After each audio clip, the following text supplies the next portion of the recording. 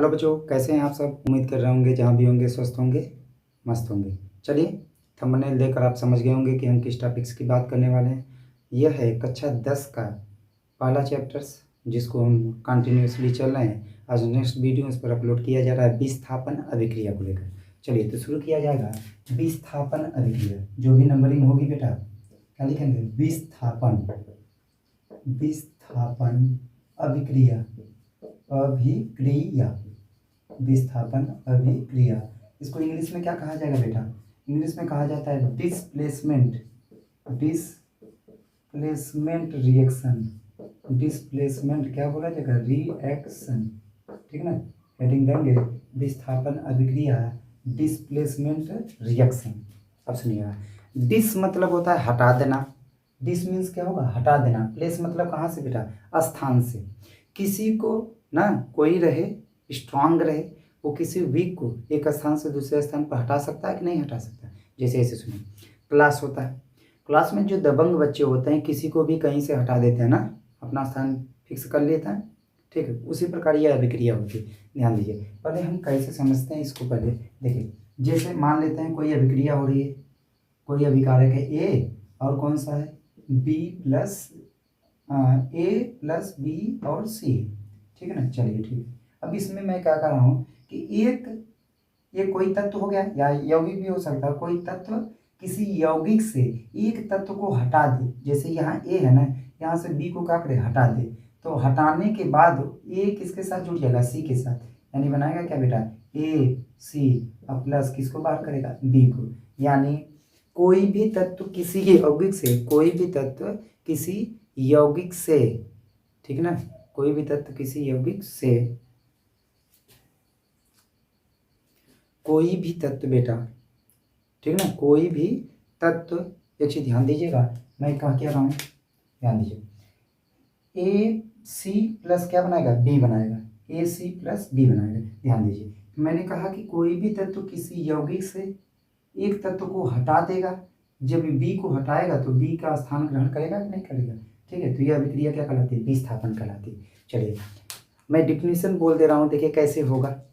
पहले सुनिएगा, उसके बाद फिर इसको लिखिएगा। कैसे कहेंगे, ऐसी अभिक्रिया जिसमें कोई तत्व किसी यौगिक से एक तत्व को हटाकर उसका स्थान ग्रहण कर लेता है, यह अभिक्रिया क्या कहलाती है, विस्थापन अभिक्रिया कहलाती है। चलिए रिपीट कर रहे हैं, लिखिए।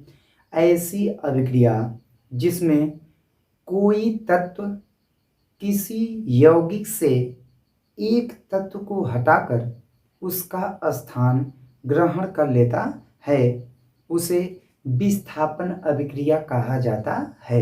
ठीक है करीब भाई। उसके बाद फिर क्या लिखेंगे बेटा, इसे प्रायः प्रतिस्थापन अभिक्रिया भी, इसे क्या कहा जाता है, प्रतिस्थापन अभिक्रिया भी कहा जाता है। अभिक्रिया भी क्या होता है बेटा, कहा जाता है। अभिक्रिया कहा जाता है, कहा जाता है। इसको लिख लीजिएगा, ठीक है ना। इसे प्राय क्या कहा जाता है, प्रतिस्थापन अभिक्रिया भी कहा जाता है। चलिए किसी एग्जाम्पल के थ्रू समझेंगे, ठीक ना। यह तो नॉर्मली आपका हो गया, ठीक। चलिए एग्जाम्पल दिया जाएगा, जैसे मैं कह दूं बेटा क्या क्या लिया जाएगा। जैसे अच्छे से जानते हैं क्या होता है, लोहा, आयरन की क्रिया करा दे। आयरन की क्रिया किससे कराएंगे, H2SO4 के साथ, H2SO4 के साथ, ठीक है ना। आयरन की क्रिया किससे कराएंगे, H2SO4 के साथ, यानी सल्फ्यूरिक अम्ल के साथ। तो देखो मैं क्या कह रहा हूँ, Fe किसको हटाएगा, H2 को, यानी Fe किसको हटा देगा, H2 को बाहर निकाल देगा। H2 मैंने क्या किया, बाहर लिख दिया। H2 किस रूप में निकलेगी बेटा, गैस रूप में। उसके बाद इसका स्थान क्या करेगा, ग्रहण कर लेगा, बनाएगा क्या, FeSO4। H2 को बाहर कर उसका स्थान ग्रहण कर लेगा, आयरन सल्फेट, फेरस सल्फेट और कौन सी गैस निकल। अब क्यों यह अभिक्रिया क्यों हटाता है, तो यह समझना होगा आपको कि यह धातुओं की क्रियाशीलता पर आधारित होती है, यानी यह ज़्यादा स्ट्रांग होता है किसकी अपेक्षा, H2 की अपेक्षा। तो चलिए हम साइड में एक चीज़ लिख दे रहे हैं, क्या, धातुओं की सक्रियता का क्रम। उसको अच्छे से रिपीट कर लेंगे बेटा, अभी तो बोर्ड पर लिख दिया जाएगा, आप देखकर बता देंगे हाँ ऐसे अभिक्रिया होती है। जैसे बोर्ड एग्जाम में आप में क्या देगा, कि कोई अभिक्रिया 2 दे दिया, पूछेगा कि यह अभिक्रिया संभव है या नहीं, क्यों, रीजंस के साथ आपको लिखना होगा। तो चलिए मैं साइड में लिख दे रहा हूँ, उसको अच्छे से सीरियल से आप याद करेंगे। देखिए पहला होता है बेटा, क्या कहेंगे, सिंपल लिख रहा हूँ, पहला के मीन्स क्या कहते हैं, पोटेशियम। फिर उसके बाद क्या कहेंगे, एन मीन्स क्या होता है, सोडियम। फिर क्या कहेंगे बेटा, कैल्शियम, सही है ना, कैल्शियम कहेंगे। फिर उसके बाद क्या होगा, Mg को क्या कहा जाएगा, मैग्नीशियम, ठीक है ना। उसके बाद फिर Al को क्या कहा जाएगा, एल्युमिनियम। उसके बाद फिर क्या कहेंगे, जिंक है, ठीक ना, Zn को क्या कहा जाएगा, जिंक कहा जाएगा। इसके बाद बेटा फिर क्या कहेंगे, Fe आयरन, लोहा कहते हैं, ठीक। उसके बाद होता है Pb प्लम्बम, लेड शीशा होगा। फिर इसके बाद कौन होगा, हाइड्रोजन होगा, H सिंबल, ये तो समझ रहे हैं। फिर कौन सा होगा, Cu कापर होगा, सही है ना, कापर। फिर कौन सा होगा, Hg मरकरी, पारा बोलते हैं कि नहीं बोलते हैं, ठीक है ना। उसके बाद फिर क्या होगा, Ag होगा सिल्वर चांदी। उसके बाद फिर क्या लिखेंगे बेटा, सोना आयरन। उसके बाद और भी होते हैं, तो मैं डायरेक्ट क्या लिख दे रहा हूँ, Pt कंफर्म है, प्लेटिनम, सभी का नाम लिख लीजिएगा, sodium potassium, sodium, calcium, magnesium, aluminium, zinc, iron, lead, hydrogen, copper, mercury, silver चांदी, सोना, प्लेटिनम, ठीक है ना। अब यह सक्रियता श्रेणी है किसकी, धातुओं की, किस क्रम में है, अवरोही क्रम में, मतलब घटते हुए क्रम में, यानी ऊपर से यह चलेंगे किधर की ओर, नीचे की ओर, ठीक है ना। तो सबसे ज्यादा पोटेशियम कहेंगे, सबसे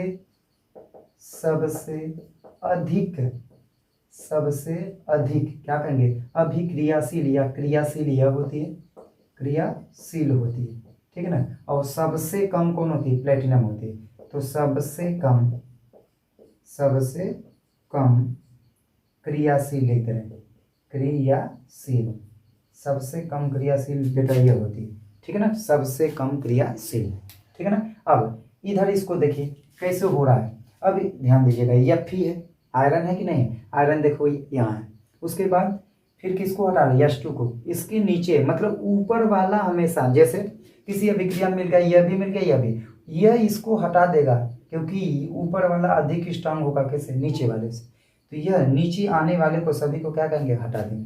तो देखिए Fe था, Fe के नीचे क्या, हाइड्रोजन, तो Fe हमेशा हाइड्रोजन को क्या करेगा, हटा देगा।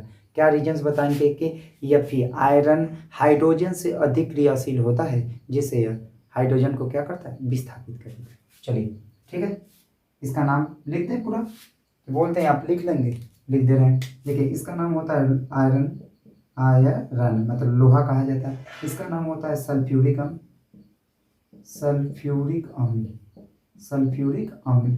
इसका नाम होता है आयरन सल्फेट या फेरस सल्फेट लिख सकते हैं, आयरन लिख दे रहे हैं, आयरन सल्फेट, फेरस सल्फेट लिख लीजिएगा या यही। और ये कौन सी गैस होगी, हाइड्रोजन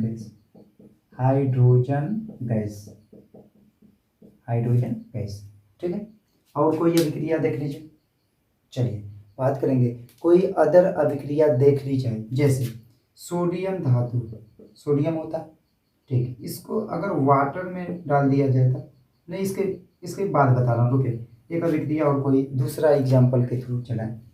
जैसे लिख दें बेटा जिंक, और क्या लिख दें, प्लस किसका दिखा दें, CuSO4 के साथ, क्या अब क्या बनेगा, आप ध्यान दीजिए, जिंक है और क्या है, Cu, यहाँ ध्यान दीजिए, Cu, जिंक ऊपर होना चाहिए, Cu नीचे। तो देखो यहाँ आएंगे तो जिंक यहाँ है और कहाँ है, Cu नीचे, यानी ऊपर है जिंक, तो Cu को हटा देगा कि नहीं हटा देगा, तो बनाएगा क्या बेटा, कहेंगे बनाएगा यार ZnSO4 प्लस क्या बनाएगा, कार्बन, ठीक है, अवक्षेप के रूप में। तीर का निशान ऊपर होगा तो गैस होगी, नीचे होगा तो अवक्षेप, नीचे बैठ जाएंगे। देखिए नाम लिख दें, इसका नाम क्या होगा, इसका नाम होता है बेटा जिंक, इसका नाम क्या होता है, जिंक, और इसका नाम क्या होता है, कापर सल्फेट। इसको लैब में आप कर सकते हैं, जहाँ पढ़ते हैं उस लैब में इसको कर सकते हैं, इसको कर लीजिए, नहीं तो यहाँ पर आयरन दिखा होगा, लोहे के साथ कापर सल्फेट का कर सकते हैं। फिर इसका नाम क्या होगा, जिंक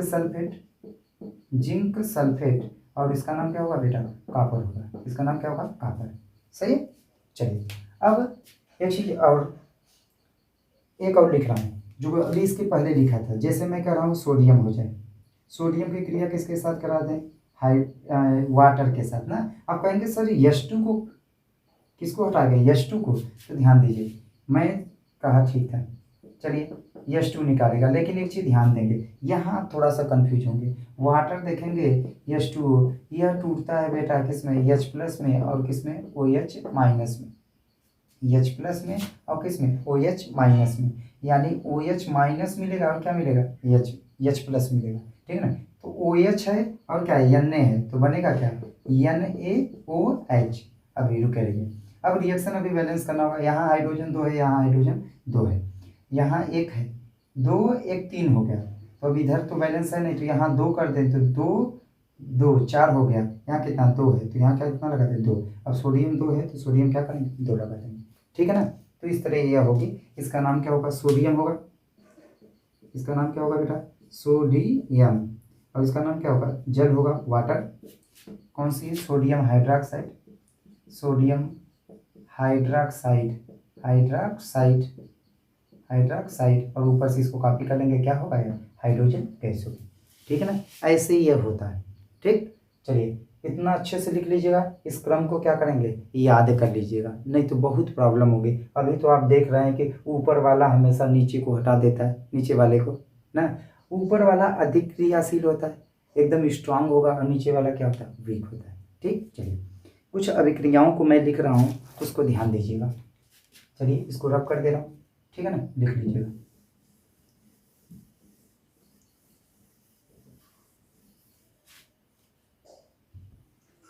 चलिए अभिक्रिया मैं लिख रहा हूँ, आप ध्यान देंगे बेटा, जैसे लिख दे रहा हूँ Fe प्लस CuSO4 ना, फिर क्या होगा बेटा,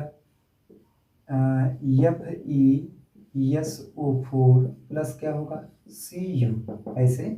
उसके बाद फिर दूसरा अभिक्रिया मैं लिख दे रहा हूँ, दूसरा Cu प्लस FeSO4, तीर का निशान होगा, फिर क्या लिखेंगे, CuSO4 प्लस क्या कर रहा हूँ, Fe, ऐसे लिखा होगा। पेपर में देगा आप में क्या, ये ऐसे लिखा है, निम्नलिखित में से ना कारण या निम्नलिखित को कारण सहित समझाइए कि अभिक्रिया संभव है या नहीं है।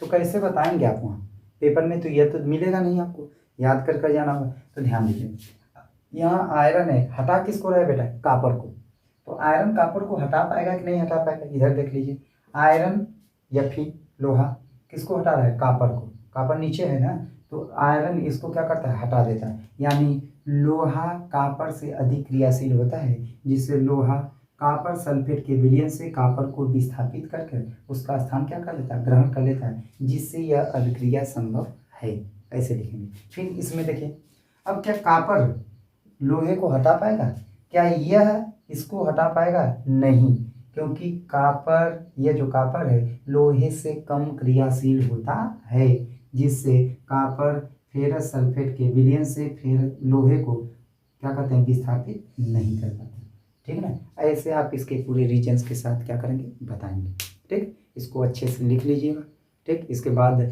जो नया टॉपिक्स पढ़ना है क्या है, द्विविस्थापन अभिक्रिया, इसी पर है। अब नोट पॉइंट लिख लीजिएगा, डिफिनीशन के बाद वहाँ नोट पॉइंट क्या लिखेंगे, विस्थापन अभिक्रिया धातुओं के सक्रियता पर निर्भर होती है या धातुओं के क्रियाशीलता पर होती है, ठीक है ना। उम्मीद कर रहे होंगे कि यह टॉपिक्स आपको समझ में आया होगा। जहाँ आपको कोई प्रॉब्लम्स होगी कमेंट बॉक्स में कमेंट कर दीजिएगा, ठीक है। फिर मिलेंगे नए वीडियो को लेकर, तब तक के लिए धन्यवाद।